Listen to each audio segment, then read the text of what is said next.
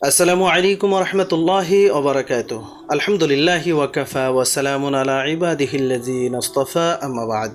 সম্মানিত দর্শক শ্রোতা, প্রিয় দিনী ভাই বোন, আশা করি সকলে ভালো আছেন। আমি আলহামদুলিল্লাহ ভালো আছি। এ পর্বে হাজির হয়েছি যে বিষয়টি নিয়ে, তা হলো যখন কোনো ৫ জন ব্যক্তি বা ৭ জন ব্যক্তি, ৪ জন ৫ জন ব্যক্তি মিলে একটি গরু ক্রয় করলো কোরবানির উদ্দেশ্যে, এবং কোরবানি করার আগে কোনো একজন ব্যক্তি ৫ জনের ভিতর থেকে কোনো একজন ব্যক্তি ইন্তেকাল করলো, অর্থাৎ কোরবানির অংশীদার কেউ যদি কোরবানি করার আগে মারা যায়, ইন্তেকাল করে, তাহলে করণীয় কি? এই বিষয়টি নিয়ে সংক্ষিপ্ত আকারে বিস্তারিত আলোচনা করার চেষ্টা করব। আমা তৌফিক ইল্লা বিল্লাহ।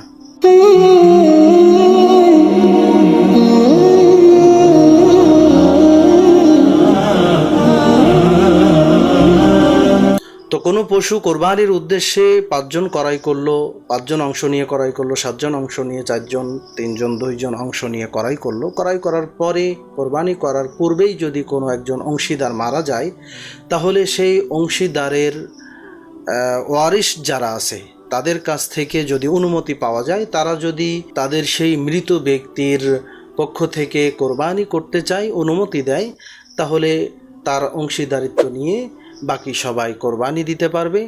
আর তার ওয়ারিশরা, অর্থাৎ ওই মৃত ব্যক্তির ওয়ারিশরা যদি অনুমতি না দেয় বা ওই মৃত ব্যক্তির পক্ষ থেকে কোরবানি করতে না চায়, তাহলে সেই অংশীদারের টাকা, মৃত ব্যক্তির অংশের টাকা ফেরত দিতে হবে।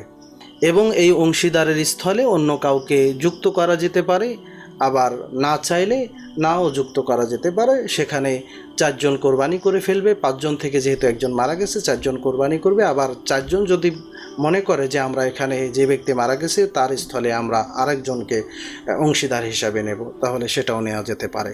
আমরা বিষয়টি পরিষ্কারভাবে বুঝতে পেরেছি যে কোনো অংশীদার কোরবানির আগে মারা গেলে করণীয় কি। আল্লাহ সুবহানাহু ওয়া তাআলা আমাদের সকলকে আমল করার তৌফিক দান করুন, আমিন। ওয়া আখির দাওয়ানা আনিল হামদুলিল্লাহি রাব্বিল আলামিন। আসসালামু আলাইকুম ওয়া রাহমাতুল্লাহি ওয়া বারাকাতুহু।